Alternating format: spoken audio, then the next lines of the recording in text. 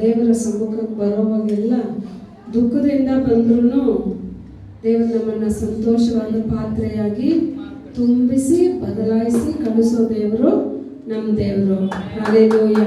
ನಾವು ಹೋದ್ವಾರನೇ ನಾವು ಹೇಳಿದ್ವಿ 10 ಕನ್ನಿಕೆಯರು ಸಭೆಗೆ ಯಾವುದಕ್ಕೆ ಹೋಲಿಕೆ ಅಂತ. ನಾವೆಲ್ಲ ಕಣ್ಣುಗಳನ್ನು ಮುಚ್ಚಿ ದೇವರ ಕಡೆಗೆ ನಮ್ಮನ್ನೇ ನಾವು ತಗ್ಗಿಸಿ ಅರ್ಪಿಸೋಣ. ಹಲ್ಲೆಲೂಯಾ. ಮಹಾ ಉನ್ನತ ದೇವನೇ, ನಿಮಗೆ ಕೋಟಿ ಕೋಟಿ ಸ್ತೋತ್ರಗಳಯ್ಯ. ಅಪ್ಪ, ಇದೋ ರಾಜ್ಯ ನಮ್ಮನ್ನೇ ನಾವು ತಗ್ಗಿಸಿ ಅರ್ಪಿಸ್ತಾ ಇದ್ದೇವೆ. ನಾವು ನಿಮ್ಮ ಸೇವಕರನ್ನು ಎನಿಸಿಕೊಳ್ಳಲು ವೆಚ್ಚ ಮಾಡಿದ್ದೇವೆ. ಅಪ್ಪ, ಇದೋ ತಂದೆ, ನಿಮ್ಮ ವಾಕ್ಯಗಳನ್ನ ನಮ್ಮ ನಾಲಿಗೆಯಲ್ಲಿಟ್ಟು ನಿಮ್ಮ ಕರದಲ್ಲಿ ಮುಚ್ಚಿ ನಮ್ಮನ್ನು ನಡೆಸುವುದಕ್ಕಾಗಿ ಸ್ತೋತ್ರ. ಆತ್ಮಸ್ವರೂಪನ ಆಳ್ವಿಕೆ ಮಾಡುವುದಕ್ಕಾಗಿ ಸ್ತೋತ್ರ. ಸ್ತುತಿ ಘನ ಮಹಿಮೆ ಎಲ್ಲ ನಿಮ್ಮೊಬ್ಬರಿಗೆ ಸಲ್ಲಿಸಿ ಯೇಸು ಕ್ರಿಸ್ತನ ನಾಮದಲ್ಲಿ ಬೇಡಿ ಹೊಂದುತ್ತೇವೆ ತಂದೆ. ಆಮೇಲೆ ಹಲ್ಲೆಲೂಯಾ. ಮತ್ತಾಯಿ ಬರೆದ ಸುವಾರ್ತೆ 25ನೇ ಅಧಿಕಾರ, ಅದೇ ವಚನ. 10 ಕನ್ನಿಕೆಯರು ಸಾಮ್ಯದ ಮುಖಾಂತರ ದೇವರು ನಮ್ಗೇನನ್ನ ಹೇಳ್ಕೊಡೋಕೆ ಇಷ್ಟಪಡ್ತಾ ಇದ್ದಾರೆ. ನಿಮ್ಮನ್ನೆಲ್ಲ ದೇವರು ಯಾವ ರೀತಿ ಸಭೆನಲ್ಲಿ ಇಟ್ಟಿದ್ದಾರೆ, ನೀವು ದೇವರ ಕರದಲ್ಲಿ ಯಾರಾಗಿದ್ದೀರಾ, ದೇವರು ನಿಮ್ಮನ್ನ ಹೆಂಗೆ ಬಯಸೋಕೆ ಇಷ್ಟಪಡ್ತಾರೆ, ದೇವರು ನಿಮ್ಮಿಂದ ನಿರೀಕ್ಷಿಸೋ ಕಾರ್ಯ ಯಾವುದು ಅನ್ನೋದನ್ನೇ ನಾವು ಈ ಸಾಮ್ಯದಲ್ಲಿ ನೋಡ್ತಾ ಇದ್ದೀವಿ. ನಾವು ಆವತ್ತೇ ನೋಡಿದ್ವಿ, 10 ಕನ್ನಿಕೆಯರು 10 ಜನನೂ ಯೇಸು ಸ್ವಾಮಿಯನ್ನ ಅರಿತವರು, 10 ಜನನೂ ಸಿದ್ಧತೆ ಉಳ್ಳವರು, 10 ಜನನೂ ದೇವರ ಸಮ್ಮುಖ ದೇವರ ಮದಲಿಂಗನ ಬರೋಕೆ ಕಾಯ್ತಾ ಇದ್ದಂಥವ್ರು. ಇವತ್ತು ನಾವು ಅಷ್ಟೇ ಮದಲಿಂಗನಾದ ಯೇಸು ಸ್ವಾಮಿ ಬರೋಕೆ ನಾವೆಲ್ಲ ಕಾಯ್ತಾ ಇದೀವಿ. ಯಾವತ್ತು ಬರ್ತಾರೆ ಅಂತ ಗೊತ್ತಿಲ್ಲ, ಆದ್ರೆ ಅವ್ರು ಬರೋಣದಲ್ಲಿ ಹೋಗೋಕೆ ನಾವೇನಾಗಿರ್ಬೇಕು, ಸಿದ್ಧತೆಯಾಗಿರ್ಬೇಕು. ಆ ಸಿದ್ಧತೆ ಯಾವ ರೀತಿ ಇರಬೇಕು ಅಂತ ಹೇಳಿನೇ ಇಲ್ಲಿ ಸಾಮ್ಯ ರೂಪದಲ್ಲಿ ಯೇಸು ಸ್ವಾಮಿ ಸ್ವತಃ ಭೂಮಿನಲ್ಲಿರೋವಾಗ ಮಾತಾಡಿದ ಮಾತುಗಳು.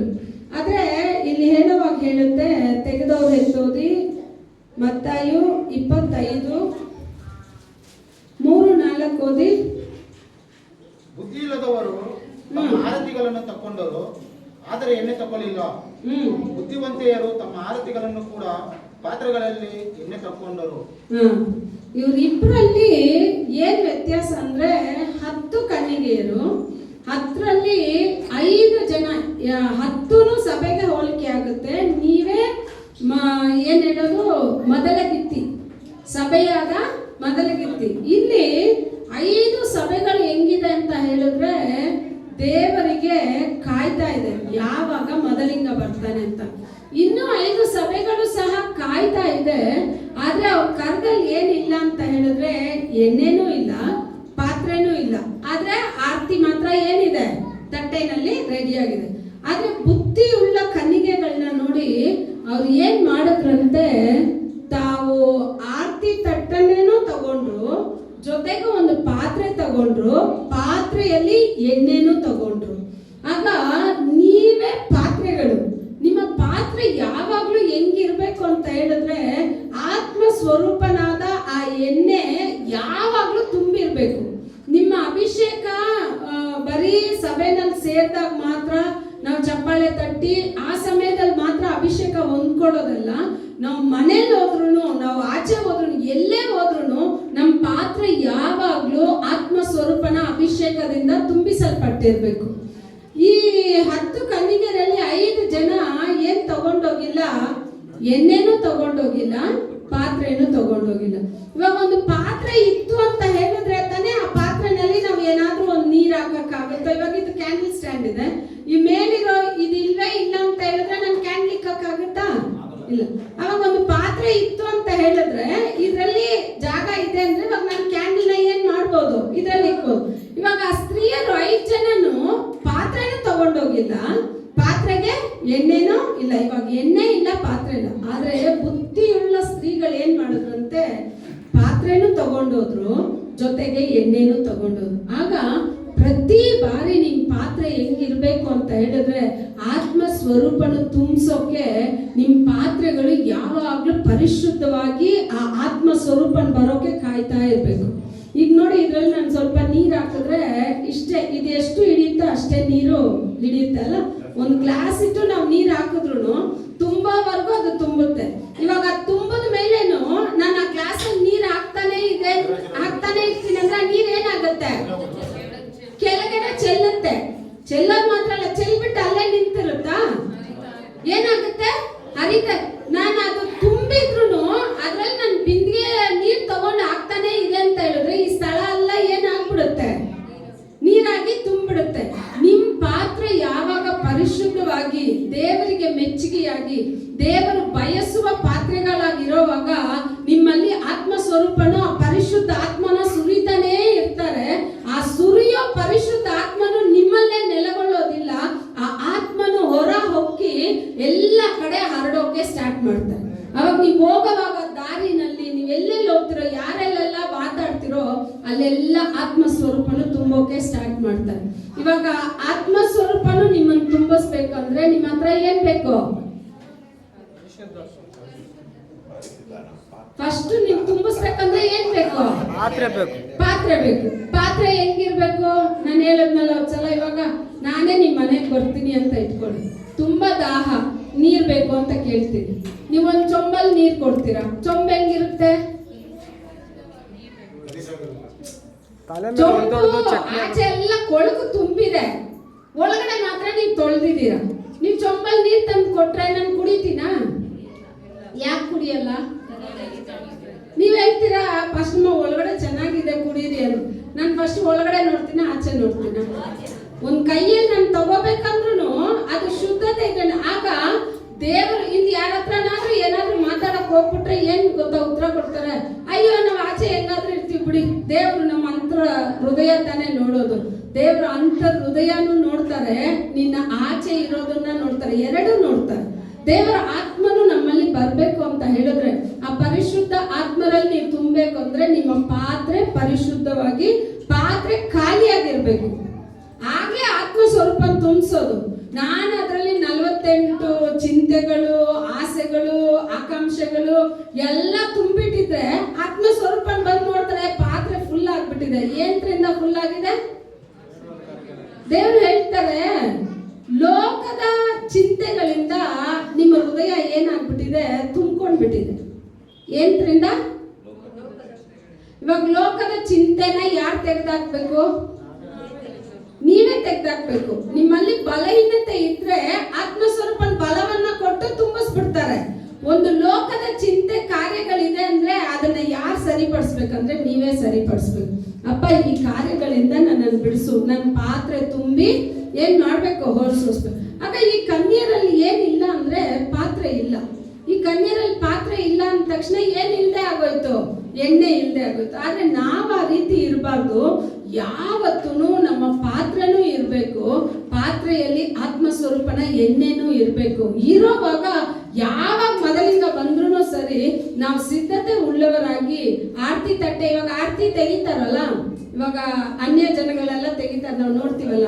ಅವ್ರ ಆರತಿ ತೆಗಿಯುವಾಗ ಆ ಆರತಿ ದೀಪ ಸ್ವಲ್ಪ ಕಡಿಮೆ ಆಗ್ತಾ ಇದ್ದಂಗೆ ಕೈನಲ್ಲೇ ಏನ್ ಇಟ್ಟಿರ್ತಾರೆ? ಕರ್ಪೂರ ಇಟ್ಟಿರ್ತಾರೆ. ಅದು ಕಡಿಮೆ ಆಗ್ತಂಗೆನೆ ಹಾಕ್ತಾನೆ ಇರ್ತಾರೆ. ಆಗ ನೀವು ಬಲದ ಮೇಲೆ ಬಲ ಹೊಂದ್ಕೋಬೇಕಂದ್ರೆ ನೀವು ಇನ್ನೂ ಹೆಚ್ಚಾಗಿ ಹೆಚ್ಚಾಗಿ ಆತ್ಮ ಸ್ವರೂಪನ ಅಭಿಷೇಕನ ಕೇಳ್ಬೇಕು. ಆತ್ಮ ಸ್ವರೂಪದಲ್ಲಿ ತುಂಬೋಕ್ ಇಷ್ಟ ಪಡ್ಬೇಕು. ಯಾಕೆಂದ್ರೆ ಇಷ್ಟ ಪಡುವವನ ಮೇಲೆಯೇ ಆತ್ಮ ಸ್ವರೂಪನನ್ನ ಸುರಿಸ್ತಾರೆ. ಯಾವನ ಆತ್ಮ ಸ್ವರೂಪನನ್ನ ಇಷ್ಟ ಪಡಲ್ವೋ ಆತನ ಮೇಲೆ ದೇವರು ಸುರಿಸೋದಿಲ್ಲ. ಇವ್ರಿಗೆ ನೋಡಿ ಮೊದಲಿಂಗ ಬರ್ತಾನೆ ಅಂತ ಗೊತ್ತು. ಮೊದಲಿಂಗನ ಬರೋವಾಗ ಇವ್ರ ಕೆಲಸ ಕೊಟ್ಟಿರೋ ಕೆಲಸ ಏನಂದ್ರೆ ತಮ್ಮ ತಟ್ಟೆಗಳಲ್ಲಿ ಆರ್ತಿ. ಇವಾಗ ನಿಮ್ ಮದ್ವೆ ಆಗ್ಬಿಟ್ಟು ಹೊಸದಾಗ ಹೋಗೋವಾಗ ಏನ್ ಮಾಡ್ತಾರೆ? ನಿಮ್ ಮನೆ ಹತ್ರ ಹೋದ ತಕ್ಷಣ ಏನ್ ಮಾಡ್ತಾರೆ? ಆರತಿ ಮಾಡ್ತಾರೆ. ಏನಕ್ಕೆ? ಒಳಗಡೆ ಬಂದು ಸಮೃದ್ಧಿ ಬರ್ಲಿ, ಇವ್ರು ಬರೋದ್ರಿಂದ ಸಮೃದ್ಧಿ ಬರ್ಲಿ. ಬರೋವಾಗ್ಲೇ ಆರತಿ ತಟ್ಟೆನ ಉಫ್ ಅಂದ್ಬಿಟ್ಟು ಊದಿಸ್ಬಿಟ್ಟು ಬಂದ್ಬಿಡೋದು. ಮನೆ ದೀಪನು ಆ ರೀತಿ ಅಲ್ಲ, ಆರೋಗೋ ತರ ಇರೋ ಆ ದೀಪ ನಾನು ನೀವ್ ಏನ್ ಮಾಡ್ಬೇಕು? ಹೋಗೋ ಸ್ಥಳದಲ್ಲೆಲ್ಲ ಆತ್ಮ ಸ್ವರೂಪನ ತುಂಬಿಸಿ ತುಂಬಿಸಿ ತುಂಬಿಸಿ ಅದಿನ್ನು ಉರಿತಾನೇ ಇರ್ಬೇಕು. ಕಷ್ಟಗಳಿದೆ, ದುಃಖಗಳಿದೆ, ಇಲ್ಲ ಅಂತ ಹೇಳಿಲ್ಲ. ಇವ್ರು ಮೊದಲಿಂಗನ್ ಬರೋಕೆ ಆರತಿ ಎತ್ತಬೇಕು. ಆಗ ಮೊದಲಿಂಗನ್ ಇವಾಗ ಆರತಿ ಎತ್ತೋಕೆ ಕೆಲವೊಂದು ಫಂಕ್ಷನ್ ಗಳೆಲ್ಲ ನೋಡಿ ಆರತಿ ಎತ್ತೋಕೆ ಜಗಳ ಮಾಡ್ತಾರೆ. ನಾನ್ ಎತ್ತೀನಿ, ನೀನ್ ಎತ್ತೀನಿ. ನನಗೆ ಫಸ್ಟ್ ಗೊತ್ತಿಲ್ಲ ಏನಕ್ಕೆ ಇಷ್ಟು ಜಗಳ ಅಂತ. ಆಮೇಲೆ ಗೊತ್ತಾಗುತ್ತೆ ಆರತಿ ಯಾರು ತೆಗಿತಾರ ಅವ್ರು ದುಡ್ಡು ಹಾಕ್ತಾರೆ ಅಂತ. ಅದಕ್ಕೆ ಆಗ ಇವ್ರಿಗೂ ನೋಡಿ, ಇವ್ರ ಆರ್ತಿ ತೆಗೆದ್ರೆ ಮೊದಲಿಂದನೂ ಉಡುಗೊರೆ ಕೊಡ್ತಾರೆ. ಎಂತ ಉಡುಗೊರೆ ಅಂತ ಹೇಳಿದ್ರೆ, ನೀನ್ ಆಚೆ ಇರಬೇಡ, ನಾನು ಒಳಗಡೆ ಹೋಗ್ತಾ ಇದ್ದೀನಿ, ನನ್ ಜೊತೆನೇ ನೀನ್ ಬಾ. ಅದಕ್ಕೇನೆ ಆರ್ತಿ. ಆದ್ರೆ ಇವ್ರು ಏನ್ ಮಾಡ್ಬಿಟ್ರು, ಆರ್ತಿಗ್ ಬೇಕಾದ ಎಣ್ಣೆನೂ ಇಲ್ಲ, ಪಾತ್ರೆನೂ ಇಲ್ಲ. ಇವಾಗ ಯಾರಾದ್ರೂ ಒಬ್ಬರು ತೆಗೆದವ್ರು ಓದಿ ಕೀರ್ತನೆಗಳು 23ನೇ ಕೀರ್ತನೆ ಕೊನೆ 3 ವಚನ ಓದಿ. Psalms 23 last 3 words. ಕಾರಣ ನಾನು ಆತನ ಸನ್ನಿಧಿಗೆ ಗಾಬರಿಯಾಗಿದ್ದೇನೆ. ಕೀರ್ತನೆಗಳು 23 ಕೊನೆ 3 ವಚನ ಇದೆ. ನನ್ನ ಹೆಸರಿಗೆ ತಕ್ಕಂತೆ ನಿಶ್ಚಯವಾಗಿ ನನ್ನ ಜೀವಮಾನದಲ್ಲಿ ಅದಕ್ಕೆ ಮುಂಚೆ ಓದಿ. 4ರಿಂದ ಓದಿ. ನಾನು ಕಾರ್ಯದಲ್ಲಿನ ಕಡಿಮೆಯಲ್ಲಿ ನಡೆಯುವಾಗಲೂ ನೀನು ಹತ್ತಿರವಿರುವುದರಿಂದ ಕೇಡಿಗೆ ಎದರೆನು. ನಿನ್ನ ದೊಣ್ಣೆಯು ನಿನ್ನ ಕೋಲು ನನಗೆ ಧೈರ್ಯ ಕೊಡುತ್ತವೆ. ವೈರಿಗಳ ಮುಂದೆಯೇ ನೀನು ನನಗೋಸ್ಕರ ಔತಣವನ್ನು ಸಿದ್ಧಪಡಿಸುತ್ತಿ. ನನ್ನ ತಲೆಗೆ ತೈಲವನ್ನು ಹಚ್ಚಿಸುತ್ತಿ. ನನ್ನ ಪಾತ್ರೆಯು ತುಂಬಿ ಹೊರಸೂಸುತ್ತಿ. ನನ್ನ ತಲೆಗೆ ತೈಲ ಹಚ್ಚೋದು ಯಾರು? ದೇವ್ರು. ದೇವ್ರು ನಮ್ಮ ತಲೆಗೆ ತೈಲ ಹಚ್ತಾರೆ. ಅದು ಮಾತ್ರ ಅಲ್ಲ, ನಮ್ಮ ಪಾತ್ರೆ ತುಂಬಿ ಏನಾಗುತ್ತಂತೆ, ಹೊರಸೂಸುತ್ತೆ. ಆಗ ನಮ್ಮ ತಲೆಗೆ ತೈಲ ಹಚ್ಚೋದು ಯಾರು? ಆ ತೈಲ, ಅಭಿಷೇಕವೆಂಬ ತೈಲನ ನಮ್ಮ ತಲೆಗೆ ಕೊಡೋದು ಯಾರು ಅಂತ ಹೇಳಿದ್ರೆ ದೇವರು ಕೊಡ್ತಾರೆ. ಆಗ ದೇವರು ನಮ್ಮನ್ನ ಅಭಿಷೇಕ ಮಾಡ್ಬೇಕು ಅಂತ ಇದ್ರೆ ನನ್ನ ಪಾತ್ರೆ ಹೆಂಗಿರ್ಬೇಕು ಅಂತ ಹೇಳಿದ್ರೆ, ದೇವರು ಇಷ್ಟಪಟ್ಟು ಬಂದು ನನ್ನ ಪಾತ್ರೆನಲ್ಲಿ ಅಭಿಷೇಕನ ಕೊಟ್ಬಿಡ್ಬೇಕು. ಈ ಶರೀರವೆಂಬ ಪಾತ್ರೆ, ನನ್ನ ಹೃದಯವೆಂಬ ಪಾತ್ರೆ, ನನ್ನ ಕಾರ್ಯವೆಂಬ ಎಲ್ಲ ಕಾರ್ಯಗಳು ಹೆಂಗಿರ್ಬೇಕು ಅಂದ್ರೆ ಪರಿಶುದ್ಧವಾಗಿರ್ಬೇಕು. ದೇವರು ಬಯಸೋ ಪರಿಶುದ್ಧತೆನಲ್ಲಿ ನನ್ನ ಪಾತ್ರೆ ಇತ್ತು ಅಂತ ಹೇಳಿದ್ರೆ ದೇವರು ಸ್ವತಃ ಇಷ್ಟಪಟ್ಟು ಬಂದು ಅಭಿಷೇಕನ ಉಯ್ದ್ಬಿಡ್ತಾರೆ. ನೀವು ಕೇಳ್ಬೇಕಂತ ಅವಶ್ಯಕತೆನೇ ಇಲ್ಲ. ದೇವರು ಇಷ್ಟಪಟ್ಟು ಬಂದು ನಿಮ್ಮ ತಲೆಗೆ ತೈಲ ಹಚ್ಚಿ ನಿಮ್ಮ ಪಾತ್ರೆ ತುಂಬಿ ಹೊರಸೂಸ್ಬೇಕು ಅಂತ ಹೇಳಿದ್ರೆ ನಮ್ಮ ಜೀವಿತ ದೇವರಿಗೆ ಮೆಚ್ಚುಗೆಯಾದ ಜೀವಿತವಾಗಿ ಇರಬೇಕು. ಆ ಕನ್ಯರಲ್ಲಿ ಪಾತ್ರೆನೂ ಇಲ್ಲ, ಎಣ್ಣೆನೂ ಇಲ್ಲ. ಆಗ ನಿಮ್ಮನ್ನ ದೇವರು ತುಂಬಿಸ್ಬೇಕು, ನಿಮ್ಮನ್ನ ಅಭಿಷೇಕ ಮಾಡ್ಬೇಕು ಅಂತ ಹೇಳಿದ್ರೆ ಈ ಹೃದಯವೆಂಬ ಪಾತ್ರೆ ಯಾವಾಗ್ಲೂ ಪರಿಶುದ್ಧವಾಗಿರ್ಬೇಕು. ಈ ಹೃದಯವೆಂಬ ಪಾತ್ರೆನಲ್ಲಿ ನನ್ನದಾದ ಯಾವುದೇ ಕಾರ್ಯಗಳಿರಬಾರ್ದು, ನನ್ನದಾದ ಆಸೆಗಳಿರಬಾರ್ದು, ನನ್ನದಾದ ಯಾವುದೊಂದು ಇರಬಾರ್ದು. ನನ್ನ ಪಾತ್ರೆ ಹೆಂಗಿರ್ಬೇಕು ಅಂತ ಹೇಳಿದ್ರೆ ನನ್ನ ದೇವರು ತಂದು ತನ್ನ ಅಭಿಷೇಕವನ್ನ ಉಯ್ಯೋ ತರ ನನ್ನ ಪಾತ್ರೆ ಪರಿಶುದ್ಧವಾಗಿರ್ಬೇಕು. ಆಗ ನಿಮ್ಮ ಪಾತ್ರೆ ಪರಿಶುದ್ಧವಾಗಿ ಇದ್ರೆ ನಿಮ್ಮಲ್ಲಿ ಅಭಿಷೇಕ ಉಯ್ಯಲ್ಪಡುತ್ತೆ. ಅಭಿಷೇಕ ಉಯ್ಯೋದು ಮಾತ್ರ ಅಲ್ಲ, ಆ ಅಭಿಷೇಕ ಏನಾಗುತ್ತಂದ್ರೆ ನನ್ನ ಪಾತ್ರೆ ತುಂಬಿ ಹೊರಸೂಸ್ತಾ ಇದೆ. ಹೊರ ಬರೋದು ಮಾತ್ರ ಅಲ್ಲ, ಕೊನೆ ವಚನ ಹೇಳ್ತಾ ಇದೆ, ನನ್ನ ಜೀವಮಾನವೆಲ್ಲ ಶುಭವೋ ಕೃಪೆ. ಆಗ ದೇವರು ಕೊಡುವ ಅಭಿಷೇಕ 1 ವರ್ಷ 2 ವರ್ಷ ಅಷ್ಟು ಮಾತ್ರ ಅಲ್ಲ, ನನ್ನ ಜೀವಮಾನವೆಲ್ಲ ಆ ದೇವರ ಕೃಪೆ ಏನಾಗುತ್ತೆ ಅಂತ ಹೇಳಿದ್ರೆ ನನ್ನ ಜೀವಮಾನ ಪೂರ್ತಿ ಅದು ಹಾದು ಬರ್ತಾನೆ ಇರುತ್ತೆ. ಹಾದು ಬರ್ಬೇಕು ಅಂತ ಹೇಳಿದ್ರೆ ನನ್ನ ಪಾತ್ರೆ ಏನಾಗಿರ್ಬೇಕು ಅಂತ ಹೇಳಿದ್ರೆ ದೇವರಿಗೆ ಮೆಚ್ಚುಗೆಯಾದ ಪರಿಶುದ್ಧವಾದ ಪಾತ್ರೆಯಾಗಿರ್ಬೇಕು. ನೀವು ತಿಳ್ಕೊಬೇಡಿ ದೇವರು ನಮ್ಮ ಆಚೆ ಪಾತ್ರೆಯನ್ನು ಮಾತ್ರ ನೋಡ್ತಾರೆ ಅಂತ ಹೇಳಿ. ದೇವರು ನಮ್ಮ ಆಚೆ ಪಾತ್ರೆಯನ್ನು ಮಾತ್ರ ಅಲ್ಲ, ನಮ್ಮ ಹೃದಯದ ಅಂತರಾಳದ ಪಾತ್ರೆಯನ್ನು ಸಹ ನೋಡ್ತಾರೆ. ನನ್ನ ಹೃದಯ ಖಾಲಿಯಾಗಿದೆಯಾ? ನನ್ನ ಹೃದಯ ದೇವರಿಗೆ ಮೆಚ್ಚುಗೆ ಆಗಿದೆಯಾ? ಯಾವಾಗ್ಲೂ ಆತನ ಅಭಿಷೇಕವನ್ನ ಬಯಸ್ತಾ ಇದೀವ, ಆತನ ಸಮ್ಮುಖವನ್ನ ಬಯಸ್ತಾ ಇದೀವ. ದೇವರ ಸಮ್ಮುಖನ ಬಯಸೋ ಮಕ್ಕಳು ಒಂದೊಂದು ದಿವಸನೂ ಯಾವಾಗ ಸಮಯ ಸಿಗುತ್ತೆ ನಾ ದೇವರ ಆಲಯಕ್ಕೆ ಓಡ್ತೀನಿ. ಅದಕ್ಕೆ ದಾವಿದ ಹೇಳ್ತಾನೆ, ನಿನ್ನ ಮಂದಿರಕ್ಕೆ ಬರ್ಬೇಕು ಅಂತ ಹೇಳಿದ್ರೆ ನನಗೆ ಸಂತೋಷ, ನಿನ್ನ ಆಲಯಕ್ಕೆ ಬರ್ಬೇಕು ಅಂದ್ರೆ ನನಗೆ ಸಂತೋಷ. ನಿನ್ನ ಆತ್ಮನನ್ನ ನನ್ನಿಂದ ತೆಗೆದ್ಬಿಡ್ಬೇಡ. ಏನಾದ್ರೂ ನನ್ನಿಂದ ಹೋಗ್ಲಿ, ರಾಜ್ಯ ಹೋಗ್ಲಿ, ಸಮೃದ್ಧಿ ಹೋಗ್ಲಿ, ಆಶೀರ್ವಾದ ಎಲ್ಲ ಹೋದ್ರೂ ಸರಿಯಪ್ಪ, ನಿನ್ನ ಅಭಿಷೇಕನ ಮಾತ್ರ ನನ್ನಿಂದ ತೆಗಿಬೇಡ ಅಂತ. ಯಾಕಂದ್ರೆ ಅವನಿಗೊಂದು ಗೊತ್ತು, ಈ ಅಭಿಷೇಕನೇ ಕುರಿಗಳ ಹಿಂದೆ ಇದ್ದ ನನ್ನನ್ನ ಸಿಂಹಾಸನಕ್ಕೆ ತಂತು. ಈ ಅಭಿಷೇಕನೇ ಗೋಲಿಯಾತನ್ನ ಹೊಡೆಯೋಕೆ ನನಗೆ ಧೈರ್ಯ ಪಡಿಸ್ತು. ಈ ಅಭಿಷೇಕನೇ ಶತ್ರುಗಳ ಸೈನ್ಯವನ್ನ ಮುರಿದಾಕೋಕೆ ನನಗೆ ಮುಂದೆ ಹೋಯ್ತು. ಆಗ ಅವನು ಚೆನ್ನಾಗಿ ಗೊತ್ತು, ಈ ಒಂದು ಅಭಿಷೇಕ ನಿಂತ್ಕೊಂಡು ನಾ ಇಡೀ ಲೋಕವನ್ನೇ ಜಯಿಸಬಲ್ಲೆ. ಆದ್ರೆ ಈ ಅಭಿಷೇಕ ಇಲ್ಲದೆ ನನ್ನ ಲೋಕದಲ್ಲಿ ಏನು ಮಾಡಕ್ ಸಾಧ್ಯ ಇಲ್ಲ.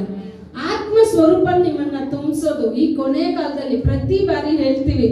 ಭೂಮಿಯಲ್ಲಿ ಈಗ ಚಲಿಸ್ತಾ ಇರೋದು ಯಾರಂದ್ರೆ ಎಲ್ಲರೂ ಹೇಳ್ತಾರೆ ಯೇಸು ಸ್ವಾಮಿ. ಯೇಸು ಸ್ವಾಮಿ ಅಲ್ಲ. ಭೂಮಿಯಲ್ಲಿ ಚಲಿಸೋದು ಪರಿಶುದ್ಧ ಆತ್ಮನು.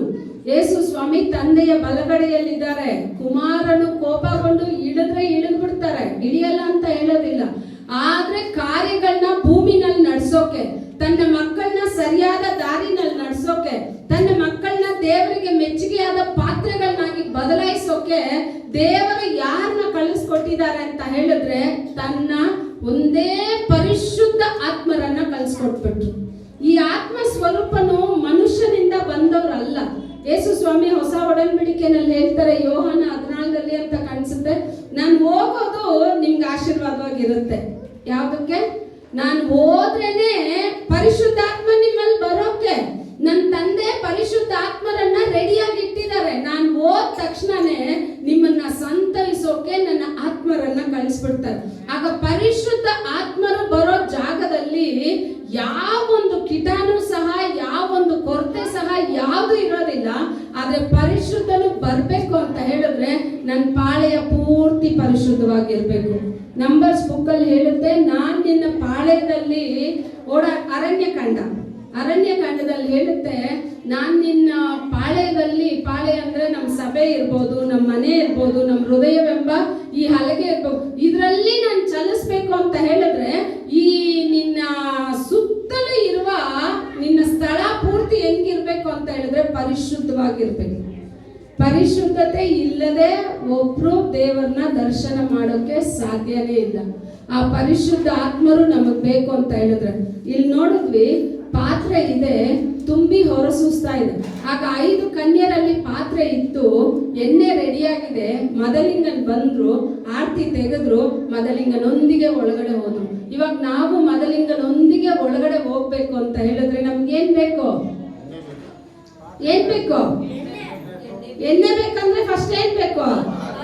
ಪಾತ್ರೆ ಬೇಕು. ಪಾತ್ರೆ ಇತ್ತು ಅಂದ್ರೆ ಎಣ್ಣೆ ಏನಾಗುತ್ತೆ? ಕೆಲಸ ಮಾಡುತ್ತೆ. ಪಾತ್ರೆ ಇಲ್ಲ. ಇವಾಗ ನಾನು ನಿಮ್ಗೆ ಇದಾಗ ಹೇಳ್ತೀನಿ, ಪಾಸ್ಟ್ ಉತ್ತರ ಹೇಳಲ್ಲ, ನೀವೇ ಹೇಳ್ತೀರಾ. ಪಾತ್ರೆ ಇಲ್ಲ ಆದ್ರೆ ಎಣ್ಣೆ ಇದೆ. ಯಾರ ಮನೆಯಲ್ಲಿ? ಸತ್ಯವೇದದಲ್ಲಿ ನಾನು ಕೇಳಿದ್ದು. ಎಣ್ಣೆ ಇದೆ. ಅವಳು ಬಂದ್ಬಿಟ್ಟು ಪ್ರವಾದಿಯಲ್ಲಿ ಕೇಳ್ತಾಳೆ, ಅಪ್ಪ ನನ್ನ ಗಂಡ ಒಂದು ಸೇವಕ, ಕ್ಲೂನು ಕೊಡ್ತೀನಿ, ನನ್ನ ಗಂಡ ಒಂದು ಸೇವಕ, ಆದ್ರೆ ನನ್ನ ಗಂಡ ಎಂತವ್ನು ಅಂತ ಹೇಳಿದ್ರೆ ಸೇವೆ ಮಾಡ್ಕೊಂಡೇ ಸಾಲ ಮಾಡ್ಬಿಟ್ಟ. ಸಾಲದಲ್ಲಿ ಏನಾದ್ರೂ ಅವರು ತೀರೋಗ್ಬಿಟ್ರು. ಇವಾಗ ಸಾಲ ಕೊಟ್ಟವರೆಲ್ಲ ಬಂದು ನನ್ಗಿರೋದು 2 ಗಂಡ್ಮಕ್ಳು, ನನ್ನ ಮಕ್ಕಳನ್ನ ಅವ್ರ ದಾಸತ್ವದಲ್ಲಿ ಕೆಲ್ಸಕ್ಕೆ ಕರ್ಕೊಂಡು ಹೋಗ್ತಾರೆ, ನಾನು ಏನಪ್ಪ ಮಾಡ್ಲಿ ಅವರು. ಅವಾಗ ಪ್ರವಾದಿ ಕೇಳ್ತಾನೆ, ನಿನ್ನಲ್ಲಿ ಏನಿದೆ? ಅವಳು ಹೇಳ್ತಾಳೆ, ನಮ್ಮ ಮನೆಯಲ್ಲಿ ಪಾತ್ರೆ ಇದೆ, ಪಾತ್ರೆನಲ್ಲಿ ಒಂದೇ ಒಂಚೂರು ಎಣ್ಣೆ ಇದೆ ಅಂತ. ಏನ್ ಹೇಳ್ತಾರೆ? 2 ಅರಸುಗಳು 4ನೇ ಅಧಿಕಾರ ಓದಿ ಆ ವಿಧವೆ, ಅವಳೊಂದು ಹೆಸರು ಕೊಟ್ಟಿಲ್ಲ, ಆದ್ರೆ ಪ್ರವಾದಿಯ ಹೆಂಡತಿ ಅಂತ ಅಲ್ಲಿ ಮೆನ್ಷನ್ ಆಗಿದೆ. ಈಗ ಅವಳ ಹತ್ರ ಏನಿದೆ? ಒಂದು ಪಾತ್ರೆ ಇದೆ, ಸ್ವಲ್ಪ ಎಣ್ಣೆ ಇದೆ.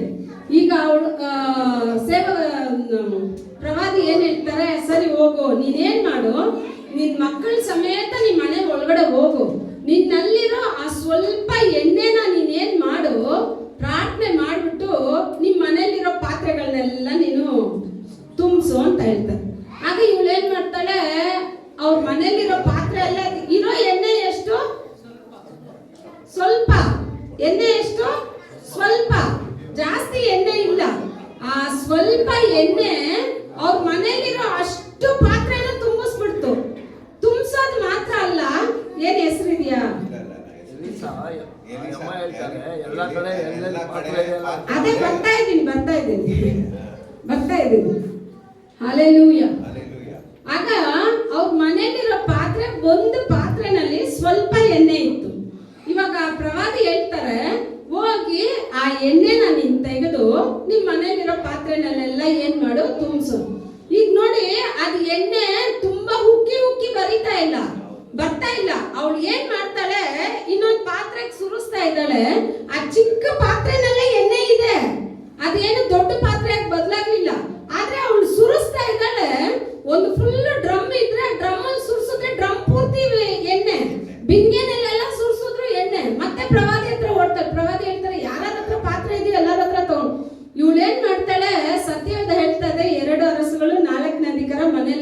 ನೋಡಿ, ಅವಳು ಏನ್ ಮಾಡ್ತಾಳೆ, ಆ ಊರಲ್ಲಿರೋ ಮನೇಲಿರೋ ಎಲ್ಲಾ ಖಾಲಿ ಪಾತ್ರೆನೂ ಕಲೆಕ್ಟ್ ಮಾಡ್ಬಿಟ್ರು. ಆ ಊರಲ್ಲಿರೋರು ಎಲ್ಲ ಪಾತ್ರೆನೂ ಕಲೆಕ್ಟ್ ಮಾಡಿ ಸುರಿತಾನೆ ಇದ್ದಾಳೆ. ಎಲ್ಲ ಪಾತ್ರೆ ತುಂಬೋಯ್ತು. ಮತ್ತೆ ಮಕ್ಕಳನ್ನ ಕಳಿಸ್ತಾಳೆ, ಹೋಗಿ ಎಲ್ಲಾದ್ರೂ ಪಾತ್ರೆ ಇದೆ. ಊರವ್ರು ಹೇಳ್ಬಿಟ್ರು, ಅಮ್ಮ ಇದಕ್ ಮೇಲೆ ಪಾತ್ರೆಗಳೇ ಇಲ್ಲ, ಎಲ್ಲಾ ಪಾತ್ರೆಗಳು ಏನಾಗೋಯ್ತು, ತುಂಬಿಡ್ತು. ಈಗ ಮತ್ತೆ ಪ್ರವಾದಿ ಹತ್ರ ಓಡ್ತಾಳೆ, ಸರ್ ಎಲ್ಲಾ ಪಾತ್ರೆನೂ ತುಂಬಿಡ್ತಂದ್ರೆ ಆಯ್ತು, ಅಷ್ಟಕ್ಕೆ ನೀನೇನ್ ಮಾಡು, ಈಗ ಹೋಗಿ ಆ ಎಣ್ಣೆನ ವ್ಯಾಪಾರ ಮಾಡಿ ಅದನ್ನ ನಿನ್ ಸಾಲಗಾರ ಕೊಡು ಅಂತ ಪ್ರವಾದಿ ಹೇಳಿದ್ದು ಅರ್ಥ ಬೇರೆ. ಅವಳನ್ನ ಸಂಸೋಕೆ, ಅವಳ ಕುಟುಂಬನ ರಕ್ಷಣೆ ಮಾಡೋಕೆ. ಆದ್ರೆ ಈ ಕಾಲದಲ್ಲಿ ಏನಾಗ್ಬಿಟ್ಟಿದೆ, ಡಬ್ಬ ಎಣ್ಣೆನ ತಗೊಂಡು ಅದನ್ನೇ ಒಂದು ದೊಡ್ಡ ಮಾರಾಟ ಮಾಡ್ಬಿಟ್ರು. ಇದು ಇಸ್ರೇಲ್ ಇಂದ ತಂದ ಎಣ್ಣೆ. ಯಾವ್ದ್ರೆಲ್ಲ ಸೇವಕರು ಸಂಪಾದನೆ ಮಾಡದೇ ಇದಾರ ಗೊತ್ತಾ? ಬಿಸ್ನೆಸ್ ಮ್ಯಾನ್ಗಳಿಗಿಂತ ಪಾಸ್ಟ್ಗಳೇ ತುಂಬಾ ಏನಾಗಿದ್ದಾರೆ ಅಂದ್ರೆ ಕ್ಲವರ್ ಆಗಿದ್ದಾರೆ. ಈಗ ಅದು ಮಾರಕ್ಕಲ್ಲ, ಅಲ್ಲಿ ಕೊಟ್ಟಿದ್ದೇನಕ್ಕಂದ್ರೆ ನೀನ್ ಹೋಗಿ ಇದನ್ನ ಮಾರಿ ನಿನ್ ಕುಟುಂಬದ ಸಾಲನೆಲ್ಲ ತೀರಿಸಿ ಮಿಕ್ಕಿದ್ದನ್ನ ಇಟ್ಕೊಂಡು ನಿನ್ನ ಜೀವನನ ಬದುಕು ಅಂತ ಹೇಳಿದ್ರು. ಆಗ ನಿಮ್ಮಲ್ಲಿ ಇದನ್ನ ನಮ್ಗೇನಕ್ಕೆ ದೇವರ ಆತ್ಮ ಸ್ವರೂಪನ ಹೇಳ್ಕೊಡ್ತಾರೆ ಅಂತ ಹೇಳಿದ್ರೆ, ನೀವೇ ಆ ಪಾತ್ರೆ. ನಿಮ್ಮಲ್ಲಿರೋ ಆ ಪಾತ್ರೆ ಪರಿಶುದ್ಧವಾಗಿದ್ದು ನಿಮ್ಮಲ್ಲಿ ಆತ್ಮ ಸ್ವರೂಪನ ಕೊಡೋ ಆ ಸ್ವಲ್ಪ ಅಭಿಷೇಕನ ನೀವು ಪ್ರತಿ ದಿನ ಮನೆಯಲ್ಲಿ ಆ ಅಭಿಷೇಕದಿಂದ ತುಂಬಿ ಹಾಡಿ ಪ್ರಾರ್ಥನೆ ಮಾಡ್ತಾ ಇದ್ರೆ ನಿಮ್ಮ ಅಭಿಷೇಕ ಎಲ್ಲಿ ಹೋಗುತ್ತೆ ಅಂದ್ರೆ ನಿಮ್ಮ ಮನೆ ಬಿಟ್ಟು ಆಚೆ ಕರ್ಕೊಂಡು ಬರುತ್ತೆ. ಅಭಿಷೇಕ ಪಕ್ಕದಲ್ಲಿ ಹರಡುತ್ತೆ. ನೀವಿರೋ ಬೀದಿ ಪೂರ್ತಿ ನಿಮ್ಮ ಹೆಸರು ಏನಾಗುತ್ತೆ, ಅವ್ರ ಮನೆಗೆ ಹೋದ್ರೆ ಪ್ರಾರ್ಥನೆ ಮಾಡ್ತಾರೆ, ಬಿಡುಗಡೆ ಹೊಂದುತ್ತೆ. ಯಾವಾಗ ಅಂತ ಹೇಳಿದ್ರೆ ನನ್ನ ಪಾತ್ರೆ ಕರೆಕ್ಟ್ ಆಗಿದ್ದು, ನನ್ನ ಪಾತ್ರೆ ಅಭಿಷೇಕದಿಂದ ತುಂಬಿರುವಾಗ. ಆತ್ಮ ಸ್ವರೂಪನಿಲ್ಲದೆ ನಮ್ಮಿಂದ ಏನು ಮಾಡಕ್ ಆಗೋದಿಲ್ಲ. ನೀವು ತಿಳ್ಕೊಳ್ಳಿ, ದೇವರು ಸತ್ತು ಆಕಾಶಕ್ಕೆ ಒಯ್ಯಲ್ಪಡುವಾಗ ಶಿಷ್ಯರು 12 ಜನನು ನಿಂತ್ಕೊಂಡು ನೋಡ್ತಾ ಇದ್ದಾರೆ, ಆಕಾಶದ ಕಡೆಗೆ ನೋಡ್ತಾ ಇದ್ದಾರೆ. ದೇವ್ರು ಹೇಳ್ತಾರೆ, ನಾನು ಹೇಳೋವರೆಗೂ ನೀವು ಯೆರೂಸಲೇಮಿನಲ್ಲಿ ಕಾದಿರಿ, ಆತ್ಮ ಸ್ವರೂಪ ನಿಮಗೆ ಬರ್ತಾರೆ, ನೀವು ಬಲ ಹೊಂದಿ, ಆಮೇಲೆ ಆತ್ಮ ಸ್ವರೂಪನ ಬಲ ಹೊಂದಿ ನೀವು ಯೆರೂಸಲೇಮಿನಲ್ಲೂ ಸಮಾರ್ಯದಲ್ಲೂ ಎಲ್ಲಾ ಪಟ್ಟಣದಲ್ಲೂ ಲೋಕದ ಎಲ್ಲ ಕಡೆಗೂ, ಯೆರೂಸಲೇಮ್ ಹೇಳ್ತಾರೆ, ಸಮಾರ್ಯ ಹೇಳ್ತಾರೆ, ಲೋಕದ ಕಟ್ಟ ಕಡೆವರೆಗೂ ನೀವೇನ್ ಮಾಡ್ತೀರಾ, ದೇವರಿಗೆ ಸಾಕ್ಷಿಗಳಾಗಿರ್ತೀರಾ ಅಂತ ಹೇಳಿ. ಆಗ ಎಲ್ಲಿ ಕಾದಿರ್ಬೇಕು ಅಂತ ಹೇಳಿದ್ರೆ, ಮೊದಲು ನಾನು ನನ್ನ ಮನೇಲಿ ಕಾದಿರ್ಬೇಕು, ನನ್ನ ಕೋಣೆಯಲ್ಲಿ ಕಾದಿರ್ಬೇಕು. ಆತ್ಮ ಸ್ವರೂಪನು ನನಗೆ ಬರೋಕೆ, ಆ ಪವಿತ್ರಾತ್ಮನ ಬಲ ಹೊಂದೋಕೆ ನಾನು ಹೊಂದ್ಕೊಂಡ ಮೇಲೆ ನೀವು ಯೋಚನೆ ಮಾಡಿ, ಲಕ್ಷಾನು ಲಕ್ಷ ಜನ ಆ ಪಸ್ಕಾ ಹಬ್ಬಕ್ಕೆ ಯೆರೂಸಲೇಮಿಗೆ ಬಂದಿದ್ದಾರೆ. ಈಗ ಇವ್ರು ಇರೋದು ಬರೀ 120 ಜನ. 120 ಜನ ಶಬ್ದ ಆಚೆ ಬರುತ್ತಾ? ಲಕ್ಷಾನು ಲಕ್ಷ ಜನರ ಶಬ್ದ ಆಚೆ ಬರುತ್ತಾ? ಯಾವ ಶಬ್ದ ಬರುತ್ತೆ? ಲಕ್ಷಾನು ಲಕ್ಷ ಜನರ ಶಬ್ದ ಬರುತ್ತೆ. ಆದ್ರೆ ಲಕ್ಷಾನು ಲಕ್ಷ ಜನರ ಗಮನ ಎಲ್ಲಿ ಹೋಯ್ತು ಅಂತ ಹೇಳಿದ್ರೆ, ಈ ಮಾಡಿಯಿಂದ ಏನೋ ಒಂದು ಶಬ್ದ ಬರ್ತಾ ಇದೆ. ಎಲ್ಲ ಶಬ್ದಗಳಿಗಿಂತ ಅಷ್ಟು ಜನ ನೆರೆದಿದ್ದಾರೆ, ಸುಮ್ನೆ ಅಲ್ಲ. ಆ ಒಂದೇ ದಿವಸದಲ್ಲಿ 5,000 ಜನ ರಕ್ಷಣೆ ಹೊಂದ್ಕೊಂಡಿದ್ದಾರೆ ಅಂತ ಹೇಳಿದ್ರೆ, ಆ ಶಬ್ದ ಎಂತ ಶಬ್ದವಾಗಿರ್ಬೋದು, ದೇವರ ಆತ್ಮನು ಎಂತವರಾಗಿರ್ಬೋದು. ದೇವರ ಆತ್ಮ ಬಲ ಬಂತು ಅಂದ್ರೆ ಏನು ನಿಲ್ಲಕ್ಕಾಗೋದಿಲ್ಲ. ಪಕ್ಕದಲ್ಲಿ ಇರೋದನ್ನೆಲ್ಲ ಸುಟ್ಟಿ ಬಿಸಾಕ್ಬಿಡುತ್ತೆ. ಆಗ ನೀವು ಆತ್ಮ ಸ್ವರೂಪನಲ್ಲಿ ತುಂಬುವಾಗ, ಆತ್ಮ ಸ್ವರೂಪನನ್ನ ನೀವು ಇಷ್ಟಪಟ್ಟು ಕೇಳುವಾಗ, ನಿಮ್ ಜೀವಿತದಲ್ಲಿ ಯಾವ್ದೆಲ್ಲ ಬಿಡೋಕ್ಕಾಗಿಲ್ವೋ ಅದನ್ನೆಲ್ಲ ದೇವರು ಸುಟ್ಟು ಬೂದಿ ಮಾಡೋಕೆ ದೇವರಿಂದ ಸಾಧ್ಯ. ನಿಮ್ಮ ಕುಟುಂಬದಲ್ಲಿ ಕೊರತೆ ಇದೆಯಾ, ನೀವು ಆತ್ಮ ಸ್ವರೂಪನಲ್ಲಿ ತುಂಬಿ. ಇವಾಗ ನೀವು ಹೋಗ್ತಿರಲ್ಲ ಮನೆ ಹತ್ರ ಅಡಿಗೆ ಮಾಡ್ತೀರಾ ಅಂತ ಇಟ್ಕೊಳ್ಳಿ, ಸೌದೆಗಳು ಹಾಕ್ತಿರಲ್ಲ, ಒಂದು ಸೌದೆನ ಹಾಕಿ ಹಚ್ಚಿಸ್ತೀರಾ? ಅದು ಒಂದೊಂದು ಸೌದೆಗೂ ಎಣ್ಣೆ ಸುರಿದು ಇಡ್ತೀರಾ? ಇಲ್ಲ. ಒಂದು ಸೌದೆ ಆ ಬೆಂಕಿ ಇಟ್ಕೊಂಡ ತಕ್ಷಣ ಅದ್ರಲ್ಲಿ ನೀವು ಎಷ್ಟು ಹಾಕ್ತಿರೋ ಅದೇನಾಗುತ್ತೆ, ಇರೋದನ್ನೆಲ್ಲ ಸುಡುತ್ತೆ. ಸರಿನಾ? ಸುಡೋದು ಮಾತ್ರ ಅಲ್ಲ, ನಾವು ಪಕ್ಕದಲ್ಲಿ ಹೋಗೋಕ್ ಆಗೋದಿಲ್ಲ. ಯಾವ್ದಾದ್ರು ಸೊಳ್ಳೆ ಅದು ಇದು ಯಾವ್ದಾದ್ರು ಪಕ್ಕದಲ್ಲಿ ಬರುತ್ತಾ? ಯಾಕೆ ಬರೋಕ್ ಆಗೋದಿಲ್ಲ? ಬಿಸಿ ಇದೆ. ಅವಾಗ ಯಾವಾಗ್ಲೂ ನೀವು ಆತ್ಮ ಸ್ವರೂಪನಲ್ಲಿ ತುಂಬಿಸಿ ಇರೋವಾಗ ಒಂದು ಅಶುದ್ಧವಾದ ಕಾರ್ಯ ನಿಮ್ಮನ್ನು ನೋಡಿ ಸೈತಾನ ದಾಳಿ ಮಾಡಿದ್ರು ನಿಮ್ಮ ಹತ್ರ ಬರೋಕ್ ಆಗ್ಬಾರ್ದು. ಆತ್ಮ ಸ್ವರೂಪನ ಅದನ್ನ ಸುಟ್ಟು ಬಿಸಾಕ್ಬಿಡ್ತಾರೆ. ಅಂತ ಒಂದು ಅಭಿಷೇಕನ ನೀವು ಬಯಸ್ಬೇಕು, ನೀವು ಕೇಳ್ಬೇಕು. ಬರೋ ತರನೇ ಇತ್ತು ಅದೇ ತರ. ಫಸ್ಟ್ ಸ್ಟ್ಯಾಂಡರ್ಡ್ ಅಲ್ಲೂ ABCD ಅಂತೆ, 5ನೇ ಕ್ಲಾಸಲ್ಲೂ ABCD, 10ನೇ ಕ್ಲಾಸಲ್ಲೂ ABCD, ಡಿಗ್ರಿನಲ್ಲಿ ABCD. ಡಿಗ್ರಿ ವರ್ಗು ಬರೀ ABCD ಹೇಳ್ಕೊಡ್ತಾರೆ.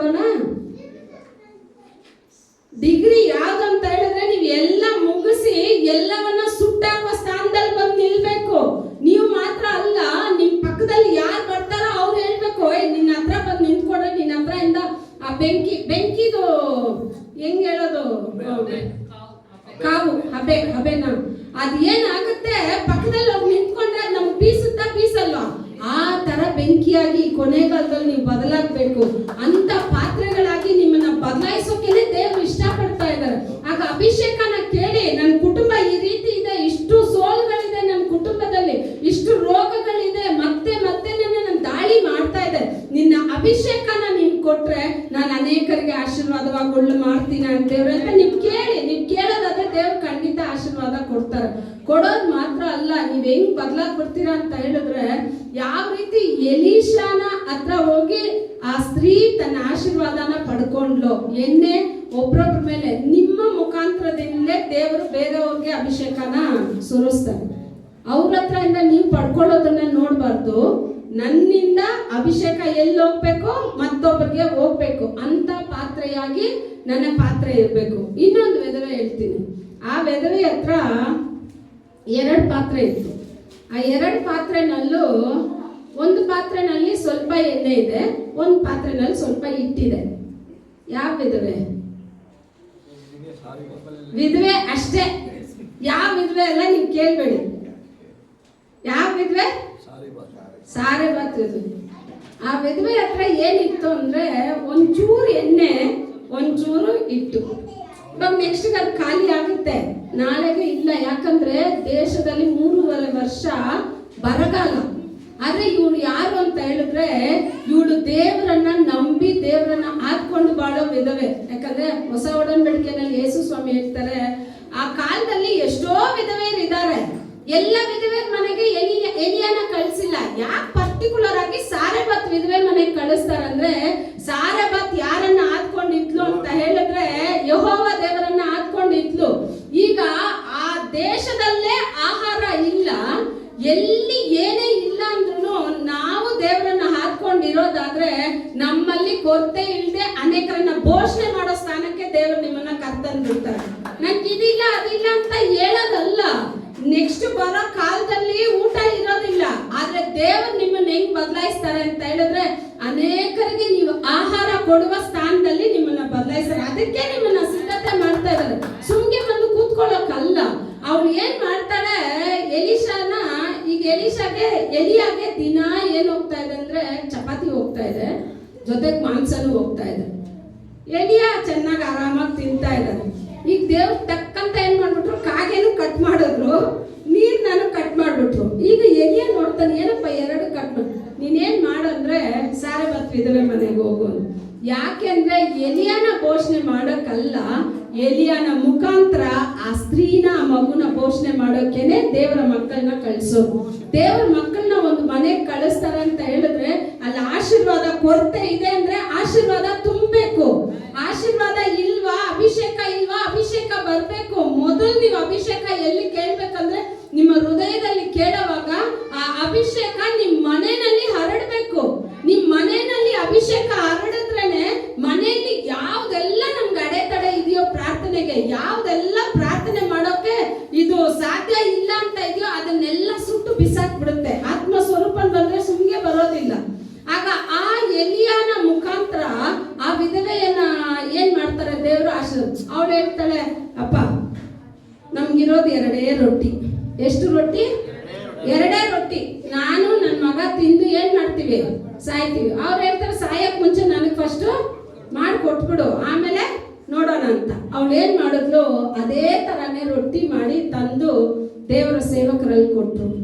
ಯೋಚನೆ ಮಾಡಿ, 3.5 ವರ್ಷವರೆಗೂ ಆ ವಿಧವೆ ಮನೆಯಲ್ಲಿ ಎಣ್ಣೆನೂ ಕೊರತೆ ಆಗಿಲ್ಲ, ಹಿಟ್ಟೂನು ಕೊರತೆ ಆಗಿಲ್ಲ. ಎಣ್ಣೆ ಆತ್ಮ ಸ್ವರೂಪನು, ಹಿಟ್ಟು ದೇವರ ವಾಕ್ಯ. ಆಗ ಮನೆಯಲ್ಲಿ ಏನಿದೆ, ರೊಟ್ಟಿನೂ ಇದೆ, ಪಾತ್ರೆ ಇದೆ, ಎಣ್ಣೆನೂ ಇದೆ.